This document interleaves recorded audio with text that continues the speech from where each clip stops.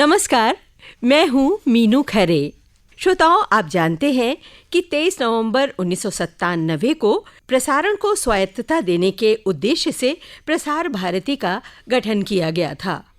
तब से लेकर एक लंबी यात्रा पूरे 27 वर्षों की लगभग समाप्त होने को है और इतने दिनों में एक पूरे स्वरूप में बदलाव आया है। अगर बात करूं आकाशवाणी के विषय में, रेडियो प्रसारण में चुनौतियों में परिवर्तन आया है, इसके साथ साथ संभावनाएं भी बदली हैं। तो लोक सेवा प्रसारक के रूप में आकाशवाणी काम कर रहा है, साथ ही दूरदर्शन भी काम कर रहा है। लेकिन आज हम बात करेंगे कि लोक सेवा प्रसारक आकाशवाणी के संदर्भ में चुनौतियां और संभावनाएं। हमारे साथ आज स्टूडियो में उपस्थित हैं श्री अनिल श्रीवास्तव, अपर महानिदेशक प्रसार भारती। आपका बहुत बहुत स्वागत और अभिनंदन करती हूं अनिल जी अपने स्टूडियोज में। बहुत बहुत धन्यवाद मीनू जी कि आपने इतने समसामयिक विषय पर, जो कि हमारी रोज की दिनचर्या है, उससे संबंधित विषय पर वार्ता करने के लिए मुझे अवसर प्रदान किया। मैं तहे दिल से आपका शुक्रगुजार हूँ। अगर बात सीधे सीधे हम लोग चुनौतियों की करें, चुनौतियों का तो अंबार लगा हुआ है ऐसा लगता है, क्योंकि वर्तमान परिदृश्य बहुत मुश्किल, बहुत ही कड़ी प्रतिस्पर्धाओं का युग है। ऐसे में प्रसार भारती के एक उच्च अधिकारी के रूप में आप क्या महसूस करते हैं? सबसे बड़ी चुनौती आज क्या है आकाशवाणी के सामने? देखिए, जब आप चुनौती की बात करती हैं तो मुझे लखनऊ के बहुत प्रतिष्ठित शायर के.पी. सक्सेना का शेर वही याद आता है जो मैं अक्सर कोट करता हूँ कि एक दो जख्म नहीं जिसमें है सारा छलनी, दर्द बेचारा परेशान है कहाँ से निकले। तो जब हम चुनौतियाँ देखते हैं तो हर कदम कदम पे चुनौतियाँ दिखाई देती हैं। मीडिया सेक्टर बहुत तेज़ी से ग्रो कर रहा है, बहुत तेज़ी से एक्सपैंड कर रहा है। आकाशवाणी में आप देख रहे होंगे, पहले हम लोग मीडियम वेव पे हमारा पूरा मोनोपोली हुआ करती थी। आज की डेट में एफएम चैनल्स इतने ज़्यादा फैल गए हैं, डिफरेंट कैटेगरीज के प्रोग्राम्स लेके आ गए, हमारे सामने चैलेंजेस आ रहे हैं और जो श्रोता दूसरों के पास जा रहे हैं वो हमारे ही श्रोता हैं, हमारे आकाशवाणी के ही श्रोता हैं। तो हमको उनसे जुड़ना, उनको वापस लाना अपने प्रोग्राम के माध्यम से, कंटेंट के माध्यम से, टेक्नोलॉजी अपग्रेडेशन के माध्यम से, और हम लोग इस दिशा में बहुत सजग हैं और बहुत प्रयत्नशील हैं। और मैं आश्वस्त हूँ कि आकाशवाणी की जो पुरानी प्रतिष्ठा थी, हम उसके साथ कहीं कॉम्प्रोमाइज़ होने नहीं देंगे। आज बहुत लंबा समय आपने आकाशवाणी के एफएमआरजेज और उद्घोषकों के साथ बिताया। कंटेंट की अगर बात करें, इस समय समसामयिक चुनौतियां हैं, आकाशवाणी के कंटेंट को कहाँ पाते हैं? देखिए, किसी भी प्रेजेंटर के लिए मीडिया सेक्टर में जब प्रसारक की बात हम करते हैं तो दो चीज़ें बहुत महत्वपूर्ण होती हैं, एक कंटेंट और दूसरा प्रेजेंटेशन।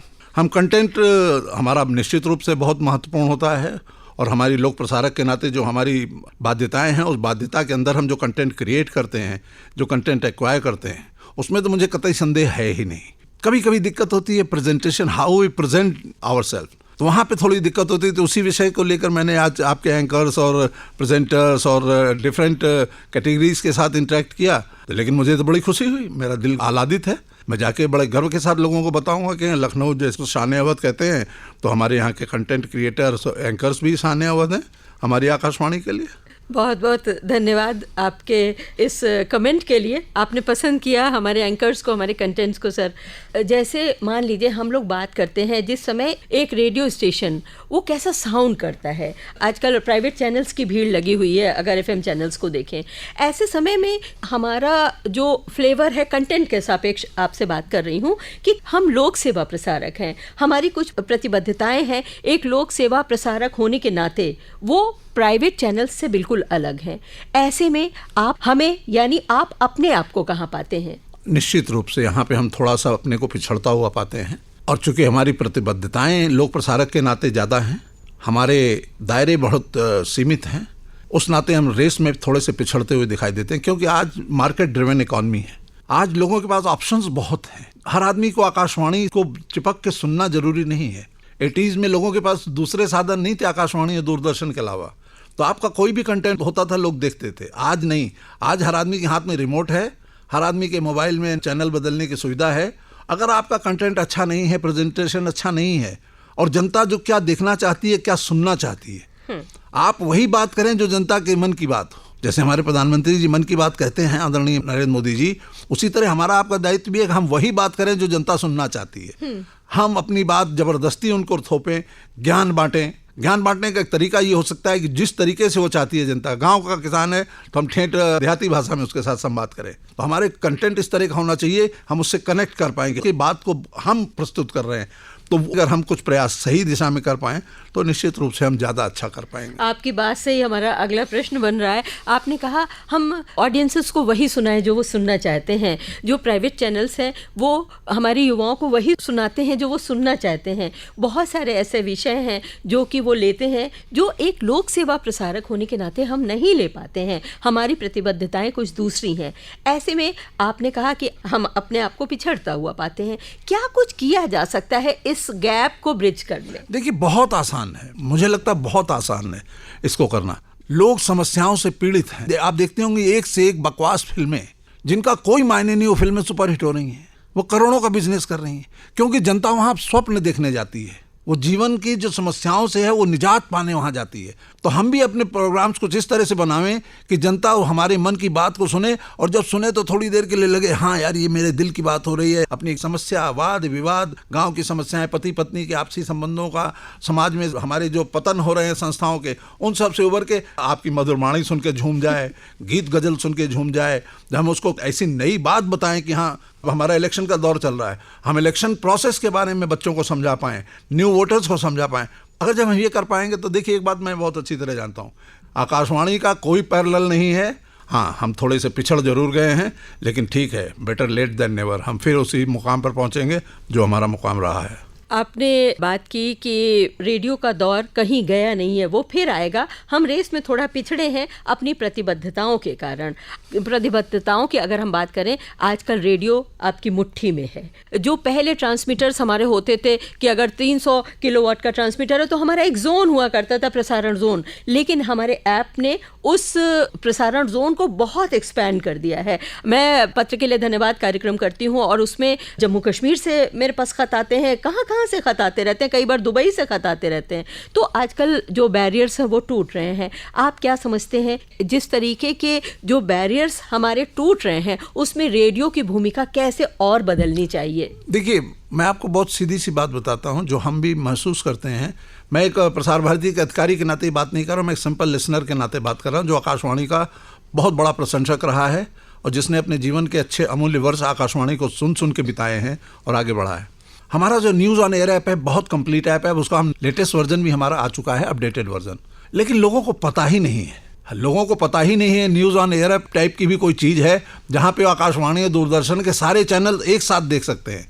हम लखनऊ में बैठे हैं, जरूरी नहीं कि हम लखनऊ को ही आकाशवाणी को सुनने के लिए हमें चैनल को ट्यून करना पड़े। हम बरेली भी सुन सकते हैं, जम्मू कश्मीर भी सुन सकते हैं, चेन्नई भी सुन सकते हैं। लेकिन ये हमारा दायित्व बनता है कि हम इस चीज़ों को ज़्यादातर बताएं लोगों को। बल्कि मैं तो कहूँगा आप लोगों को हर कार्यक्रम में 2 मिनट के लिए बताना चाहिए कि आप हमको न्यूज़ ऑन एयर पे सुनिए। ये जब आपने करना शुरू कर दिया तो हमारी श्रोता भी बढ़ेंगे, हमारे कंटेंट भी बढ़ेंगे और मज़ा आ जाएगा। हम अपने हर मंच पर इसकी पब्लिसिटी ज़रूर करते हैं। आपके ठीक पीछे जो हमारा पोस्टर लगा है उस पर भी लिखा हुआ है कि हम किस प्लेटफॉर्म पर आप आकाशवाणी लखनऊ को सुन सकते हैं। आजकल मार्केट ड्रिवन इकोनॉमी है, जो दिखता है वो बिकता है कि तर्ज पर अगर आकाशवाणी के प्रसारण को किया जाए तो वैसे बहुत सारे हमें रेवेन्यू जनरेशन आकाशवाणी लखनऊ का विशेषकर अगर कहा जाए तो बहुत ही प्रशंसनीय रहा है। हमने बहुत ऊंचे टारगेट्स को अचीव किया है, लेकिन किस तरीके से जो बाजारवाद है और ये जो लोक सेवा प्रसारक की जो प्रतिबद्धताएं हैं उनके बीच में सामंजस्य बिठाना आसान नहीं है। आप क्या सोचते हैं, हमारी पॉलिसी में क्या शिफ्ट होना चाहिए कि बाजार को भी हम देख सकें और इसके अलावा अपनी प्रतिबद्धताओं का भी पालन कर सकें? देखिए, जब हम मार्केट इकोनॉमी की बात करते हैं which is regulated by the market, लोगों की डिमांड एंड सप्लाई के हिसाब से हम चलते हैं, तो उसके लिए आपको अच्छा प्रोडक्ट बनाना पड़ेगा, अच्छा कंटेंट देना पड़ेगा। अच्छा कंटेंट क्रिएट करने के लिए आपको फंड की ज़रूरत होती है। दुर्भाग्य ये रहा है लोक प्रसारक होने के नाते हमारा फोकस कभी रेवेन्यू ओरिएंटेड रहा ही नहीं है। हम प्रॉफिट लॉस की तरफ सोचते ही नहीं हैं। हम अपने सामाजिक दायित्वों के प्रति ज़्यादा सजग हैं, लेकिन अब जो हमारी प्रतिबद्धताएं हैं, हमने अपने पैराडिग्म बदले हैं। सरकार की तरफ से जो सहयोग मिल रहा है, बाइंड स्कीम में सरकार ने हमको 5 साल में 2,500 करोड़ रुपए खर्च करने के फंड दिया है इंफ्रास्ट्रक्चर डेवलपमेंट के नाम पे। हम अपने IBR के माध्यम से पहला फोकस अब हम प्रोग्राम की तरफ ज़्यादा दे रहे हैं कि हम कैसे ज़्यादा से बेहतर कंटेंट कर पाएँ। तो ये सब नए पैराडिग्म, हम नए नए चेंजेस करने का प्रयास कर रहे हैं और ये एक दिन की प्रक्रिया नहीं है, इसको थोड़ा सा परिणाम लाने में थोड़ा समय लगेगा, लेकिन मुझे आशा है कि आप जैसे एंकर्स, आप जैसे प्रस्तोता, आप जैसे प्रोग्राम हेड, निश्चित रूप से जब हम आपको मदद करेंगे तो आप डिलीवर करने में कहीं कोई कसर रखेंगे नहीं। प्रसार भारती की आप कहते हैं 2 आंखें हैं, दूरदर्शन और आकाशवाणी। अगर दूरदर्शन की बात हो तो चारों तरफ बहुत सारे चैनल्स बिखरे पड़े हैं। अगर हम टेलीविज़न वर्सेस रेडियो करें, आप आकाशवाणी को कहाँ पाते हैं? एक बात और कहूँगा, आपने जो कहा आकाशवाणी दूरदर्शन से भी पिछड़ रहा है। दूरदर्शन के कुछ चैनल्स हैं जो हमारे ज़्यादा सुने जा रहे हैं। अब देखिए, ह्यूमन साइकोलॉजी को अगर समझेंगे आप थोड़ा, मनुष्य के पास समय बहुत कम है, तो हमें उसके पास जो समय है उसी में उसके मन की बात करना है। ऐसा नहीं कि उसको 1 घंटे बैठ के, अभी आप हमसे बात कर रही हैं, मैं देख रहा हूँ कि समय की प्रतिबद्धता है, उस समय के अंदर ही हमको अपनी बात खत्म करनी है। तो यही ऑडियंस के साथ भी हमको करना पड़ेगा।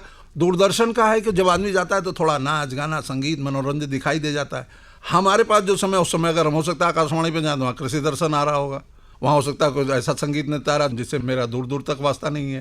स्पोर्ट्स के जो हमारे इवेंट्स होते हैं वो हम कवर ही नहीं करते। मेजर IPL हो रहा है, हमें उससे कोई वास्ता नहीं है। वर्ल्ड कप हो गया, हम बहुत रेयर हमने उसको कवरेज किया।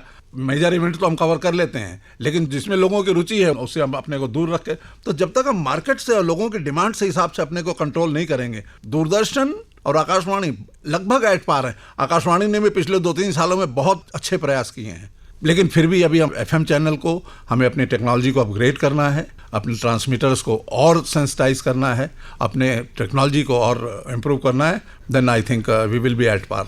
आपका उत्तर एक बार फिर आपको प्रश्न के कटघरे में खड़ा कर रहा है, जबकि आपने कहा कि अभी टेलीविज़न से हम थोड़ा पीछे हैं क्योंकि हम वो चीज़ें, जैसे हम स्पोर्ट्स को कम कवर कर रहे हैं, ये दोबारा पॉलिसी की तरफ इशारा करता है। पॉलिसी बनाने वाला प्रसार भारती है, तो उसमें कैसी पॉलिसीज़ पर हम भविष्य में काम करना चाहेंगे और भविष्य के रेडियो को कैसा बनाना चाहेंगे? चलते चलते ये मेरा प्रश्न चलते चलते मीनू जी, आपका प्रश्न बहुत सामयिक है, सार्थक है। जब मैं आकाशवाणी बोलता हूँ तो आप अपने को हमसे अलग मत कीजिए। पहली बात, आप प्रसार भारती के ही अंग हैं, आप अपनी आइडेंटिटी को अलग बना के मत देखिए।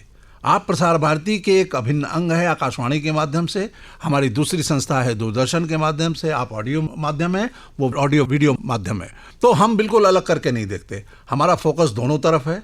रीच बहुत अच्छी है, जैसे मैंने बताया कुछ कार्यक्रम ऐसे विविध भारती जैसे कार्यक्रम ज़्यादा पसंद किए जाते हैं। FM गोल्ड चैनल हमारा बहुत पसंद किया जाता है, आपका FM रेनबो बहुत पसंद किया जाता है, जिसपे आपकी आवाज़ मैं अक्सर सुनता हूँ। तो इस तरह के कार्यक्रम हम बनाएं, सुनाएं लोगों को, और लोगों से पूछें। मैं कहता हूँ अपना कैमरा माइक उठा के चले जाइए फील्ड में और पूछिए कि आप क्या सुनना चाहते हैं, क्या देखना चाहते हैं। अब पता चला हमने लेडीज़ का कार्यक्रम रख दिया 9 बजे रात को, लेडीज़ उस समय किचन में बिजी रहती हैं। हमने पुरुषों के लिए कोई बढ़िया कार्यक्रम रख दिया 2 बजे, वो ऑफिस में बिजी है, तो सारा मिसमैच हो गया ना। टाइम का ध्यान रखिए, किस समय कौन ऑडियंस आपके पास है। तो इस तरह के अगर हम एक्सपेरिमेंट बढ़िया से कर पाएंगे with private sectors are doing it, तो हमारे ख्याल से हमारे आप में कोई कमी नहीं है। आपने कहा है ना कि हमें लोगों के बीच में जाना है और वहाँ पे जाकर उनके मन की बातें करनी है। अगली बार जब आप लखनऊ आएंगे, आप भी साथ में चलेंगे हमारे फील्ड में और हम लोग वहाँ पर एक कार्यक्रम करेंगे। मैं तो अगर आप कहेंगी तो मैं तो दिल्ली से कार्यक्रम बना के आऊँगा कि हम कहाँ कहाँ चलें, फील्ड में लेके जाएँ। एक बात खत्म करता हूँ अपनी बात इसके साथ, स्कूलों में जाइए। बच्चे आपके पास स्टूडियो में आके अपनी बात नहीं कर सकते, अपना कैमरा लेके स्कूलों में चले जाइए। आजकल के बच्चे बहुत इंटेलिजेंट हैं, उनसे बात करिए। किसानों के बीच चौपाल में चले जाइए, यूनिवर्सिटीज़ में चले जाइए, युवाओं का फ्रस्ट्रेशन देखिए, इंस्टीट्यूट्स में चले जाइए, बाजार में चले जाइए, वहाँ जाइए, वहाँ जाके लाइव रिकॉर्डिंग करिए। उसके बाद आप जैसे प्रेजेंट करना चाहते करिए, तब तो मज़ा आएगा, तब तो कोई बदलाव आएगा। आजकल ज़माना वही है, हम क्यों आपकी बात सुने। आजकल किसी को भाषण पसंद नहीं है, वो चाहता है मेरे मन की बात अगर आप कर रहे हो तब तो तुम मेरे साथ हो, नहीं तो तुम निकलो, हमारे पास दूसरे बहुत ऑप्शंस हैं।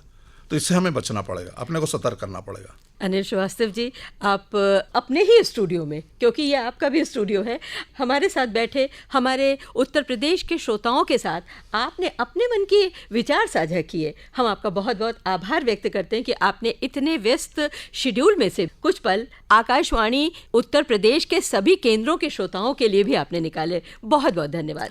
हाँ मीनू जी, बहुत बहुत धन्यवाद कि आपने हमें उस लायक समझा कि अपने श्रोताओं को मुझसे कनेक्ट किया, मुझे मौका दिया कि मैं उनसे 2 बात कह सकूं। और श्रोताओं, मैं आपको प्रसार भारती की तरफ से आश्वस्त करना चाहता हूं कि हमारा पूरा प्रयास है कि आप हमारे आकाशवाणी और दूरदर्शन जैसी संस्थाओं के माध्यम से हमसे ज़्यादा जुड़ें।